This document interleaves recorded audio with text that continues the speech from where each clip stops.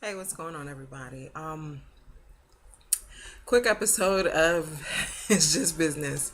So the other day I made a video, and I'm gonna try to edit it and put it into this video because I like to try to use natural remedies for a lot of things. And one of the things I've been doing with my granddaughter, whenever she gets hiccups, I read that you can put either peppermints or I've used peppermint essential oil. Just mix it with a regular carrier oil, and you can put it on the two ends of the back of the neck where the hypothalamus muscle runs, and basically it calms the muscle down to stop the hiccups. Now, I've read that there are other explanations for hiccups, and some are just, they're not really definitive as far as where they come from, why, and all this other stuff.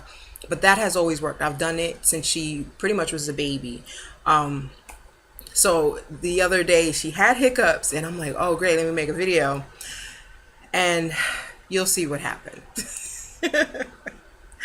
Oh gosh. I love this little girl, but if you are an agent, please, somebody please represent this child, because she's gonna be on somebody's TV and somebody's movie.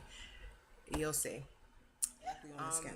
So my this is my own personal sample. Really, Madison.